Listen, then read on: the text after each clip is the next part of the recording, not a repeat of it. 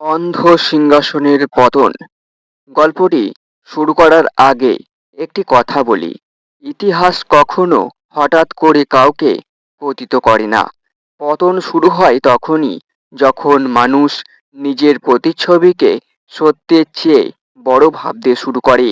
আজ যে কাহিনী আমি আপনাদের শোনাবো তা কোনো যুদ্ধের গর্জনের গল্প নয়, বরং এক নীরব পরিবর্তনের গল্প।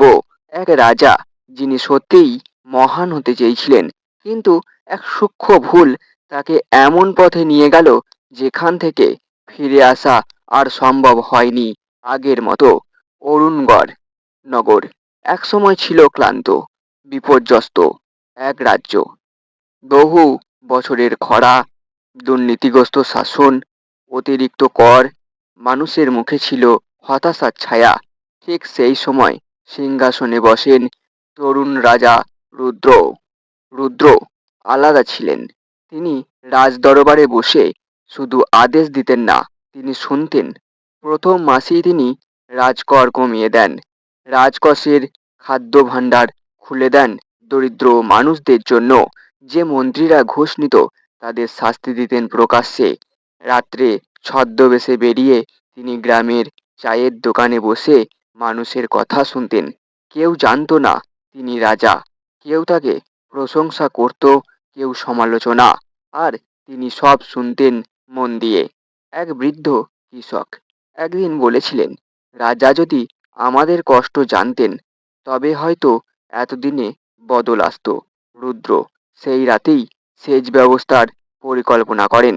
নদী থেকে খাল কাটা হলো, নতুন বাঁধ তৈরি হলো, ফসল বাড়ল, বাজারে হাসি ফিরল। শিশুদের জন্য বিদ্যালয় তৈরি হলো, অসুস্থদের জন্য ভ্রাম্যমাণ চিকিৎসা ব্যবস্থা চালু হলো, নারীদের জন্য আলাদা আলাদা কারিগরি প্রশিক্ষণ কেন্দ্র গড়ে উঠল।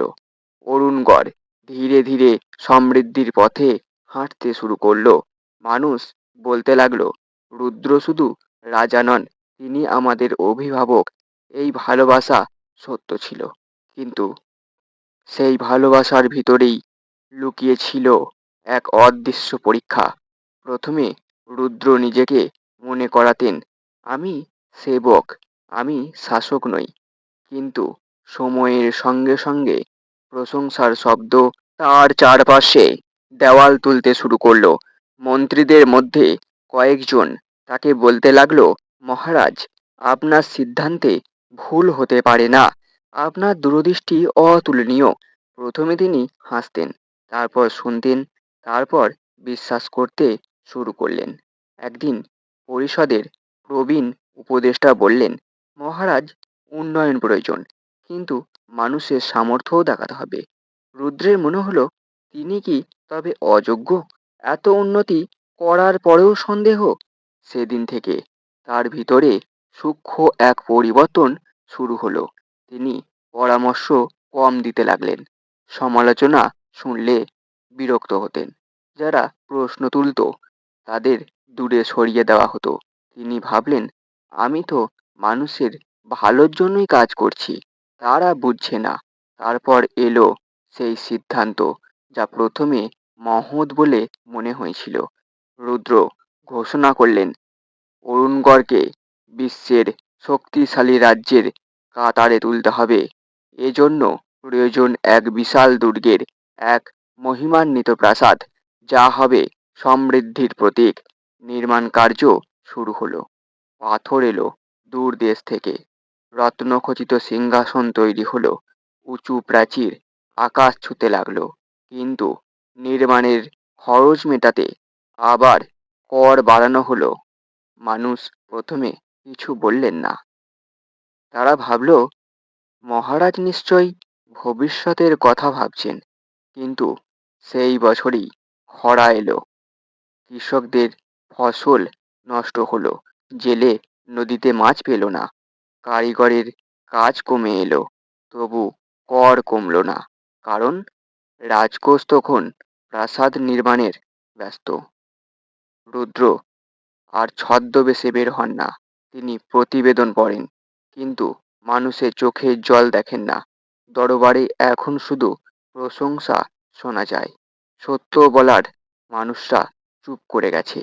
একদিন এক তরুণ শিক্ষক রাজদরবারে এসে বলল, মহারাজ, বিদ্যালয়ের শিশুদের খাবার নেই, কিন্তু প্রাসাদের ঝাড়বাতিতে নতুন সোনা বসানো হচ্ছে। দরবার স্তব্ধ। রুদ্রের মুখ কঠিন হয়ে গেল। তিনি বললেন, রাজ্যের সম্মান রক্ষাও জরুরি। সেই দিনই শিক্ষককে দূরবর্তী অঞ্চলে বদলি করা হলো। ধীরে ধীরে অরুণগড়ে অস্বস্তি জমতে লাগলো। মানুষ সরাসরি প্রতিবাদ করছিল না, কিন্তু বিশ্বাস ক্ষয়ে যাচ্ছিল। এক রাতে প্রাসাদের সামনে হাজার হাজার মানুষ জড়ো হলো। তারা অস্ত্র, আগুন কিছু আনেনি। তারা এনেছিল শুধুমাত্র নীরবতা। সেই নীরবতা ছিল প্রশ্নের চেয়েও ভয়ঙ্কর। রুদ্র প্রাসাদের উঁচু বারান্দায় দাঁড়িয়ে সেই মুখগুলো দেখলেন। সেই মুখে ভয় ছিল না, ছিল গভীর হতাশা। এক বৃদ্ধা চিৎকার করে বললেন, আমরা আপনার শত্রু নই মহারাজ। আমরা শুধু চাই আপনি আমাদের কথা শুনুন। সেই মুহূর্তে রুদ্রের মনে পড়ল সেই চায়ের দোকান, সেই কৃষকের কথা, সেই প্রথম দিনের শপথ। তিনি বুঝলেন তিনি খারাপ হতে চাননি, কিন্তু তিনি ভুল করতে পারেন না। এই বিশ্বাসই তাকে অন্ধ করেছে। আর সবচেয়ে বড় ভুল ছিল অন্যায় নয়, অহংকার।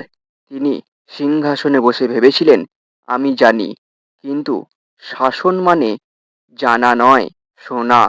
সেই রাতেই তিনি রাজদরবারে ঘোষণা করলেন, আমি উন্নয়ন করেছি, কিন্তু মানুষের হৃদয় হারিয়েছি। আমি রাজা হয়েছি, কিন্তু সেবক থাকতে পারিনি। তিনি সিংহাসন ত্যাগ করলেন।